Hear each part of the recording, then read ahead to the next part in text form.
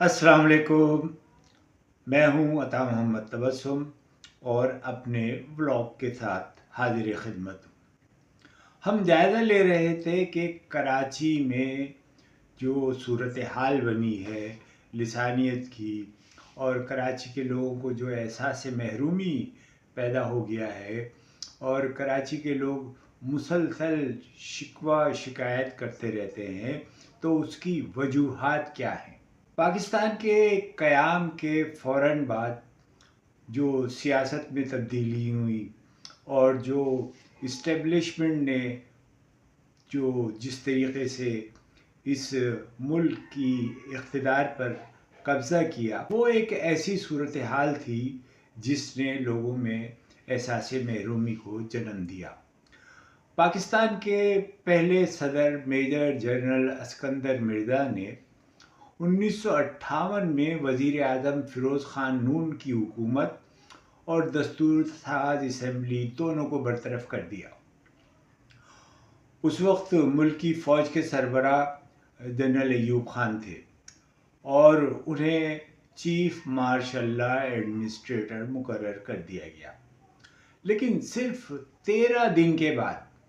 General Ayub Khan ने ख़ुद को अस्कंदर मिर्ज़ा को बरतरफ कर दिया और ख़ुद को मुल्क का सदर करार दे दिया। ये एक पुराना हरबा है जो अब भी इस्तेमाल होता है कि ख़ुद ही अपनी तारीख़ों में तोसी कर दें, अपनी मुलाज़मत में तोसी कर दें और ख़ुद ही जो है वो अपना जो चीफ बन जाए, हर तरह का जैसे चाहे चीफ बन जाए। 65 में सदर अयूब ख़ान को ये ख़याल हुआ कि मुल्क के अंदर जो है वो बुनियादी जमहूरियत जो है वो लाई जाए। और जिस तरह से हम यहाँ पर देखते हैं कि हर थोड़े दिन बाद किसी को ख़याल आता है कि नहीं, ये निज़ाम जो है ये ठीक नहीं है, या इस तरीके की सूरत हाल नहीं होना चाहिए, या जो है बुनियादी जमहूरियतों का कानून होना चाहिए, या निचली सतह के ऊपर इख्तियारात देने चाहिए। तो सन 1965 में अयूब ख़ान ने जो है वो बुनियादी जमहूरियत का जो खेल खेला और उसके लिए जो है उन्होंने मुल्क भर में 80,000 नुमाइंदों के इंतखाब का जो एक सिलसिला शुरू किया और पाकिस्तान के अवाम को पहली बार जो एक वोट का हक था उससे महरूम करके एक ऐसा ग्रुप यानी कि लाया गया जिसके ज़रिए से फिर वो अपने इक़्तिदार को तूल दे सके। तो 80,000 के करीब जो है वो कौंसलर्स जो नुमाइंदे मुंतखब किए गए और ये जो सिलसिला था ये फ़ौजी आमरीत जो थी उसकी इब्तिदा थी और इसी आमरीत को ख़त्म करने के लिए अवाम में एक जोश व खरोश था और उनको कोई रास्ता नहीं मिल रहा था। फ़ातिमा जिन्ना, मोहतरमा फ़ातिमा जिन्ना कायद आज़म की वफ़ात के फ़ौरन बाद पाकिस्तान की सियासी अशराफिया और ताकतवर हलकों पर मुश्तमिल इस्टेब्लिशमेंट के जबर का शिकार हो गई थी। यहाँ तक कि 11 सितंबर 1948 को कायद आज़म की वफ़ात के बाद उन्हें पाकिस्तान के पहले वज़ीर आज़म लियाकत अली ख़ान के दौर में 1951 तक कौम से ख़िताब करने या आवाम से मुखातिब होने से महरूम रखा गया। ये एक रियासती जबर था। सन 1955 में फ़ातिमा जिन्ना ने मोहम्मद अली जिन्ना के बारे में एक किताब मेरा भाई तहरीर की थी, लेकिन इस किताब को भी छपने नहीं दिया गया। इस किताब को 32 बरस तक रोका गया, छपने से रोका गया और बिल आखिर जब 1987 में ये किताब शाया की गई تو اس کے اصلی مسودے کے بہت سارے صفحات جو ہیں وہ غائب کر دیے گئے، اور اس کے بعد اس کتاب کو چھاپا گیا جو اب دستیاب ہے۔ قیام پاکستان کے بعد فاطمہ جناح سے لوگوں کی بڑی محبت تھی۔ مہاجرین خاص طور سے ان سے بہت محبت کرتے تھے کہ انہوں نے مہاجرین کی آباد کاری کے لیے مسلسل کوشش کی تھی، اور اسی وجہ سے فاطمہ جناح جو تھیں وہ عوام کی محبوب تھی۔ 1960 کی دہائی تک وہ بالکل ان معاملات سے الگ تھلگ رہی، یا ان کو بالکل گوشہ نشین کر دیا گیا تھا، اور ایوب خان بھی مطمئن تھے کہ اب محترمہ جو ہیں وہ ایک کونے میں بیٹھی ہوئی ہے، تو ان سے ان کی حکومت کو اور ان کے اقتدار کو کسی طرح کا خطرہ نہیں ہے۔ لیکن متحدہ اپوزیشن نے اس زمانے میں بھی بڑا کام کیا۔ مولانا مودودی بھی اس متحدہ اپوزیشن میں شریک تھے، اور متحدہ اپوزیشن نے لاکھ جتن کر کے محترمہ فاطمہ جناح کو اس بات پر منا لیا کہ وہ ایوب خان کے مقابلے پر الیکشن میں کھڑے ہوں، اور یوں بنیادی جمہوریتوں کے اس الیکشن میں لالٹین اور گلاب کے پھول کا مقابلہ ہوا۔ لالٹین محترمہ فاطمہ جناح کا انتخابی نشان تھا، اور پھول، گلاب کا پھول، ایوب خان کا انتخابی نشان تھا۔ اب جب یہ الیکشن شروع ہوا تو ایوب خان کو بڑی مشکل پیش آ رہی تھی، تو انہوں نے پھر ایک یہی سلسلہ شروع کر دیا کہ غداری کا بیانیہ جو پاکستان میں اب تک چلا آ رہا ہے، جس کو بھی آپ یہ سمجھتے ہیں کہ یہ ملک کا، عوام کا جو ہے وہ ہیرو ہے، یا اس کو لوگ پسند کرتے ہیں، یا یہ لیڈر بہت آگے بڑھ گیا ہے، تو اس کے اوپر ایک غداری کا مقدمہ ٹھوک دیا جاتا ہے، جیسے عمران خان پہ ٹھوکا ہوا ہے، اور الطاف حسین پہ بھی غداری کا مقدمہ لگ چکا ہے، اور ولی خان پہ بھی غداری کا مقدمہ لگ چکا ہے، خود نواز شریف پہ بھی غداری کا مقدمہ جو ہے وہ ایک اس میں تو ان کو سزا بھی ہو چکی ہے۔ تو پاکستان میں یہ ایک غداری کا بیانیہ جو ہے وہ ہمیشہ سے بہت چلتا رہا ہے، اور اب بھی چل رہا ہے۔ تو اس وقت بھی محترمہ فاطمہ جناح کے خلاف یہی گھسا پٹا غداری کا بیانیہ بنایا گیا، اور پھر محترمہ کو دھاندلی سے ہرا دیا بھی گیا۔ جب محترمہ کو ہرا دیا تو 2 شہر ایسے تھے، ایک ڈھاکہ اور ایک کراچی، جنہوں نے زبردست طریقے سے اپنی حمایت کا، محترمہ فاطمہ جناح کے لیے اپنی حمایت کا اعلان کیا تھا، اور اس کو ثابت بھی کر دکھایا، اور ان دونوں شہروں میں، ڈھاکہ میں اور کراچی میں، ایوب خان کو بری طرح سے شکست ہوئی تھی۔ اب اس شکست کے بعد جو ہے ایوب خان کے صاحبزادے اس وقت گوہر ایوب صاحب اس وقت بڑے جوان تھے، اور وہ سیاست میں بھی سرگرم تھے، تو ان کو خیال آیا کہ کراچی میں ایک جلوس نکالا جائے، فتح کا جلوس، اور ان علاقوں میں نکالا جائے جہاں پر کہ محترمہ فاطمہ جناح جیتی ہیں اور ایوب خان کو شکست ہوئی ہے۔ تو انہوں نے بہت جو ہے گاڑیاں جمع کی، ٹرک جمع کیے، اور چونکہ ایوب خان جو تھے ان کا تعلق صوبہ سرحد سے تھا، پرواز سے تھا، تو انہوں نے کراچی کے اندر بہت بڑی تعداد پختونوں کی تھی جو مزدوری بھی کرتے تھے، رکشہ بھی چلاتے تھے اور مختلف ملازمتیں بھی کرتے تھے. تو اس جلوس کے اندر پٹھانوں کی اکثریت تھی،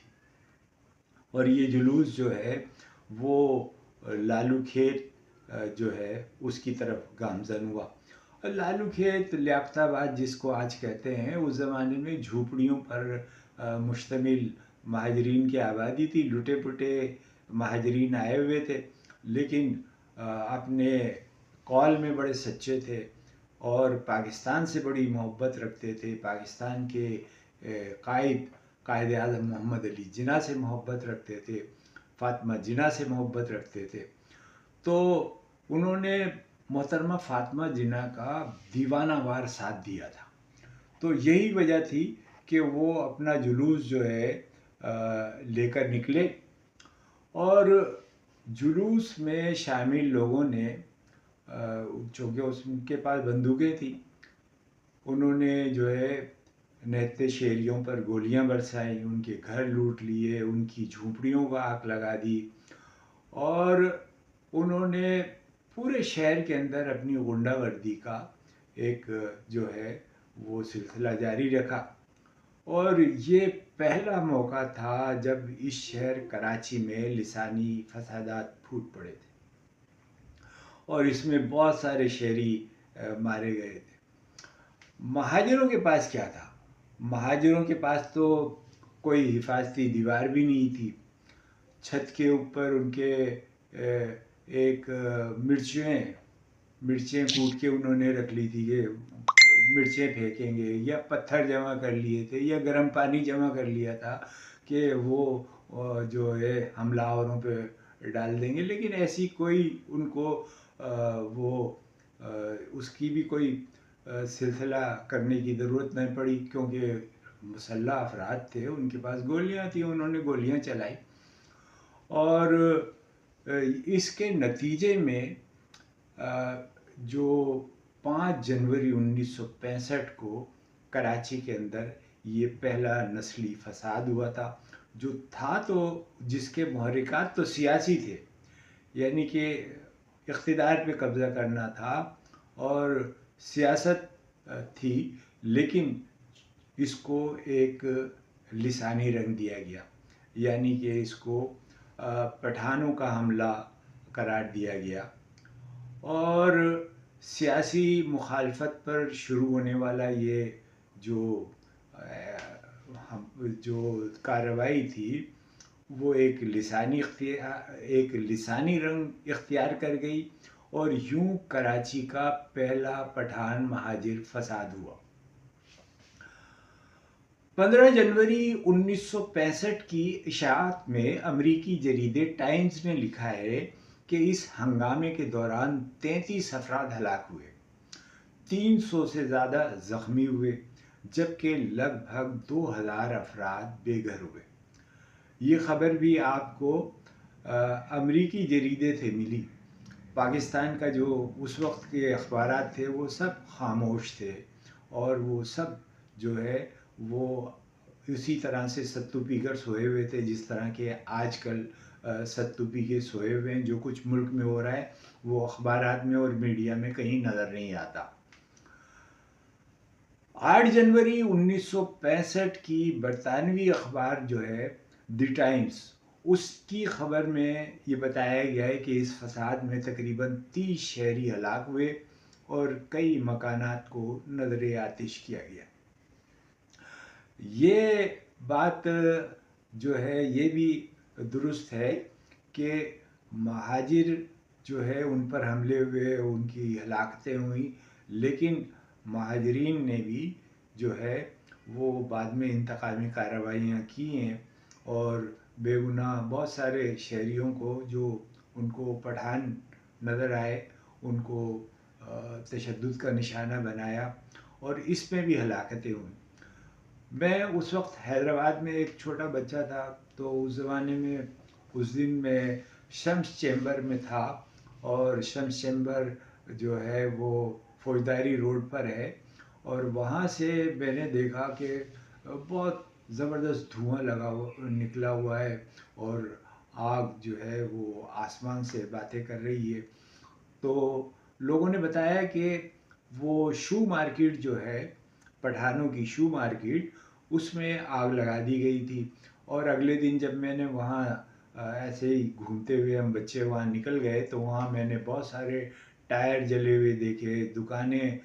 جو تھی، جوتوں کی دکانیں، پشاوری چپلوں کی دکانیں، وہ جلی ہوئی تھی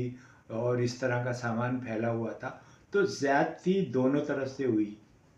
اور ایک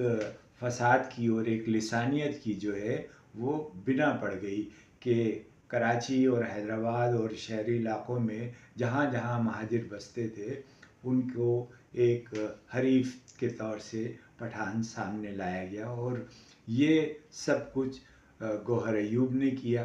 جس کے بارے میں کہ بڑے شواہد ہیں ہر طرف سے. اور وہ اب بھی ان الزامات کا سامنا کرتے ہوئے گھبراتے ہیں، کیونکہ پہلے بی بی سی نے ان کا موقف جاننے کے لیے بار بار ان سے رابطہ کیا، لیکن انہوں نے اپنا موقف نہیں دیا. یہی وجہ ہے کہ اس ہنگامہ آرائی کے عینی شاہدین جو ہے، اور قومی ذرائع ابلاغ، صحافی، دانشور، سیاستدان اور تاریخ کی بہت ساری کتابیں جو ہے وہ اس بات کو کہتی ہیں کہ پاکستان کے یہ جو پہلے لسانی فساد ہوئے، اس کے مرکزی کردار پاکستان کے سابق فوجی عامر ایوب خان کے فرزند گوہر ایوب تھے. کراچی میں یہ جو ہلاکتیں ہوئیں اور جو کچھ بھی ہوا، یہ زیادہ تر ناظم آباد کا علاقہ اور لیاقت آباد کا علاقہ، ڈاک خانے کا علاقہ، اور وہ سڑک جسے اب الطاف حسین بریلوی روڈ کہا جاتا ہے، اور کچھ واقعات اس سڑک پر بھی ہوئے جسے اب ایس این توفیق روڈ یا شاہراہ پاکستان کہلاتی ہے. تو یہ تھے کراچی میں ہونے والے پہلے لسانی فسادات، جن کے بعد جو ہے وہ کراچی کی سیاست میں بہت ساری تبدیلی رونما ہوئی. بعض جو سیاسی مبصرین جو ہیں وہ یہ بات بھی کہتے ہیں کہ کراچی کے جو یہ فسادات ہیں اور کراچی کی جو یہ تبدیلی ہوئی ہے، اس کی بنیادی وجہ یہ تھی کہ اس وقت جماعت اسلامی جو ہے وہ بڑی تعداد میں، اس کے ممبران جو تھے وہ کراچی سے منتخب ہوئے تھے، اور ان کے جو بڑی تعداد کو دیکھتے ہوئے امریکہ کو یہ خطرہ محسوس ہوا تھا کہ کہیں پاکستان میں جو ہے یہ مذہبی گروپ جماعت اسلامی جو ہے وہ برسر اقتدار نہ آ جائے. تو انہوں نے اس طریقے سے ایوب خان کو جو چنا اور اس ملک کے اندر جو ہے جمہوریت کی بساط کو لپیٹا اور مارشاء اللہ کو ہوا دی، اور اس طرح کے طالع آزماؤں کو اس پاکستانی سیاست کے اندر موقع ملا. کراچی کی یہ محرومی کی داستان، کراچی کے یہ لسانی رنگ، کراچی کے لوگوں کا جو اس وقت سوچ کے زاویے ہیں، علیحدگی کے زاویے ہیں، کراچی کو انتظامی طور سے علیحدہ ہونا اور یہاں کی خود مختاری کے جو نعرے بلند ہو رہے ہیں، ان پر بات ہوتی رہے گی. انشاءاللہ اگلے بلاگ میں پھر ملاقات ہوگی. بہت شکریہ.